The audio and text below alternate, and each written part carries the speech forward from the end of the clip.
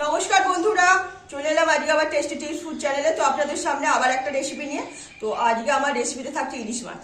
তো ইলিশ মাছের আজকে ঝোল বানাবো, তো অবশ্যই কচু বেগুন দিয়ে। তো সবসময় ইলিশ ভাপা, তো ইলিশের নানা রকম আমার রেসিপি দেওয়া হয়ে গেছে। তো আজকে আমি ইলিশের ঝোল দেখাবো। তো দেখতে থাকুন কিভাবে রেসিপিটা অবশ্যই শেয়ার করি। এই যেখানে ইলিশ মাছের চাকাগুলো নিয়েছি, তো খুব বড় না, ছোট ইলিশ, তো সেটারই ছোট ছোট চাকা। তো সেই ইলিশ মাছের চাকা নেওয়া রয়েছে। আর এখানে সবজির মধ্যে রেখেছি কচু রয়েছে, আলু রয়েছে, আর একটু কাঁচা লঙ্কা, একটা ছোট্ট টমেটো, একটু ধনেপাতা আর একটু বেগুন। তো এই দিয়েই আজকে আমার ইলিশের ঝোল হবে। কড়াই সরষের তেল দিয়ে দিয়েছি, তো সরষের তেলও গরম হয়ে গেছে। সবার ফার্স্ট এই যে ইলিশ মাছগুলো ভালো মতো ভেজে নেব।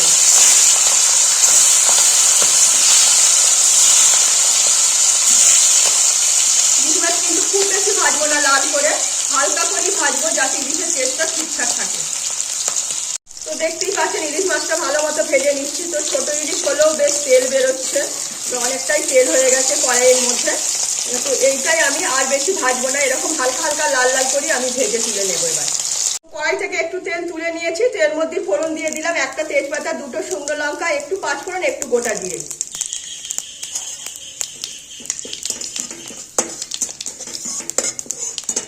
ফোড়নটা ভালো মতো ভাজা হয়ে গেছে। এবার এর মধ্যে এই যে আলু আর কচুটা আমি ছেড়ে দেবো সবার কাছে। আজকে কিন্তু আমি বেগুন ভাজবো না, বেগুনটা কাঁচাই এর মধ্যে তুলে দেবো, তাহলে খাবারটা খেতে বেশি ভালো লাগবে। তাই জন্য বেগুন না ভেজে সবার শেষে বেগুনটা মেশাবো।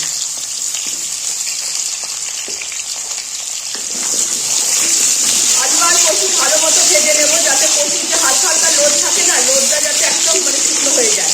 তো সেই জন্য একটু ভালো মতো আলু আর কচুটা ভেজে নেবো।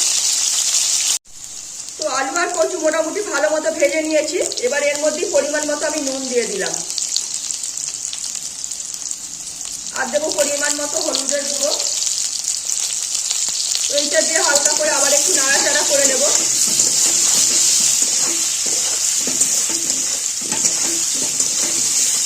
এবার এর মধ্যে আমি এই যে টমেটোটা রেখেছি, যে একটা ছোট টমেটো, সেইটা ছেড়ে দিলাম।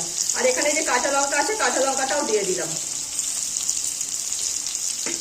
কাঁচা লঙ্কা টমেটো দিয়ে আরেকটু আমি সবজিটা ভেজে নেবো, যাতে টমেটোর যে কাঁচা গন্ধটা সেটাও কমে যাবে, আর আরেকটু সবজিটা ভাজা হয়ে যাবে।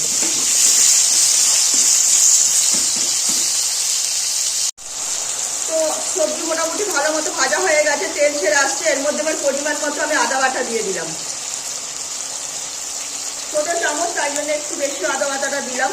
সঙ্গে সামান্য আরেকটু হলুদের গুঁড়ো দিয়ে দিচ্ছি, 1 চামচ জিরের গুঁড়ো,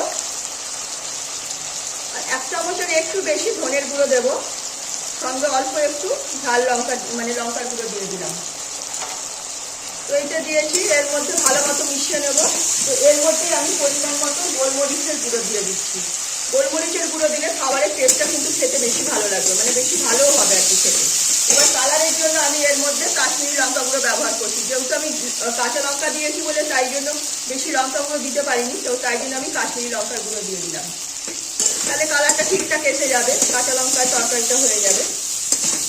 এইটাই আমি এবার ভালো মতো কষিয়ে নেবো। অল্প একটু সামান্য জল দেবো, যাতে ভালো মতো কষানো যায়, কড়াইতে না লেগে যায়। সেই বুঝে জল দিয়ে দিলাম। নুনটা আমি দেখে নেবো, যেহেতু আমি একটু আগেই নুন দিয়েছি, তো নুন আর লাগবে বলে মনে হচ্ছে না, তবু দেখে নেবো, যদি লাগে দেবো, নইলে আর দেবো না। এইভাবে একটু কষিয়ে নেবো, তারপরে তেল ছেড়ে আসলে জল ঢেলে দেবো। মশলাটা আমার ভালো মতো কষানো হয়ে গেছে। এবার আমি পরিমাণ মতো ঝোলের জন্য জল ঢেলে দিলাম। যে যেমন ঝোল খাবে, তো সেই বুঝেই জলটা দিতে হবে। তো একটু গাঢ় ঝোল হলে কম জল দিলেও হবে, আর একটু পাতলা করে ঝোল করলে তাহলে একটু জলটা বেশি লাগবে। তো এই দিয়েছি। তো এর মধ্যে আমি এখানে আমার সর্ষে বাটা রয়েছে, এটা আপনারা নাও দিলে দিতে পারেন, কিন্তু আমি ইলিশ মাছ বলে একটু দিচ্ছি। অল্প একটু এই সর্ষে বাটার যে জলটা আছে, একটু অল্প একটু দিয়ে দিলাম। তাহলে যেহেতু ইলিশ মাছ, ওর টেস্টটা একটা বেশি অন্য রকম আসবে, তো খেতে খাবারটা বেশি ভালো লাগবে। তো আমি এর মধ্যে এবার এখানে যে কেটে রেখেছি যে বেগুনগুলো, সেগুলো ছেড়ে দেবো। তাহলে আলু কচু বেগুন মোটামুটি সব একসঙ্গেই সেদ্ধ হয়ে যাবে, বেগুনের মধ্যেও যে মশলার গন্ধটা পুরো টেনে নিতে পারবে। তো এই বুঝেই আমি জল দিয়েছি। তো এবার আমি এইটাই কিছুক্ষণের জন্য ঢেকে দেবো, যতক্ষণ সেদ্ধ হবে। তো আমার সব সবজি সেদ্ধ হয়ে গেছে, কচু আলু বেগুন সব সেদ্ধ হয়ে গেছে। তো ঝোলটাও অনেকটা কমে গেছে। এবার এই পর্যায়েতে আমার এই যে ভেজে রাখা মাছ আর মাছের তেলটা ছেড়ে দিলাম। কারণ আমার অনেকটা তেল বেরিয়েছিল, তো তেলটা মাছের সঙ্গে তুলে রেখেছিলাম। এখন যদি তেলটা মেশাই না, তো খাবারে ইলিশের গন্ধটা বেশি থাকবে, খাবারটা খেতে বেশি ভালো লাগবে। তো তাই জন্য আমি এখন ইলিশ মাছের তেলটা সমেত মাছটা এখন ঢেলে দিলাম ঝোলের মধ্যে।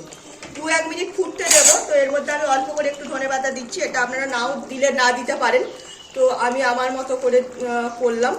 তো ফুটতে দেবো একটু হালকা করে, 2-1 মিনিট ফুটবে, যাতে মানে ইলিশের গন্ধটা ঝোলের মধ্যে টেনে নিতে পারে, তারপরেই আমি খাবারটা নামিয়ে নেব। তো দেখলেন খুব চটজলদি ইলিশের ঝোল তৈরি হয়ে গেল। একদম মানে একটা গাঢ় গাঢ় ইলিশের ঝোল, জাস্ট গরম ভাতে জমে যাবে। তো আমার খাবারটা রেডি হয়ে গেছে, আমি এবার নামিয়ে নেব।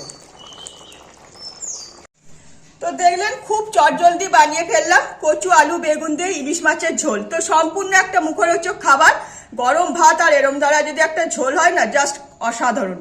মানে আর কোনো কথা হবে না এই নিয়ে। খাবারটা কিভাবে বানালাম সেটা তো আপনাদের দেখে নিতেই হবে যে আমি খাবারটা কিভাবে বানিয়েছি। তো অসময়ের ইলিশ মাছ দিয়ে বানিয়ে ফেললাম কচু আলু বেগুনের ঝোল। তো অবশ্যই বাড়িতে একবার এইভাবে বানিয়ে দেখবেন। সবসময় তো মানে ইলিশের ভাপা, ইলিশের নানা রকম মানে রেসিপি আমার অনেক দেওয়া হয়ে গেছে। তো দই ইলিশ থেকে শুরু করে শাহী ইলিশ কোনো কিছুই বাদ নেই। তো ইলিশ মাছের ঝোলটাও দিলাম। তো এটা একবার অবশ্যই বানিয়ে দেখবেন। সবসময় মানে সর্ষে পোস্ত না খেয়ে এইভাবে খেতেও দারুণ লাগে। তো রেসিপিটা সম্পূর্ণ আমি আমার মতো করে বানালাম।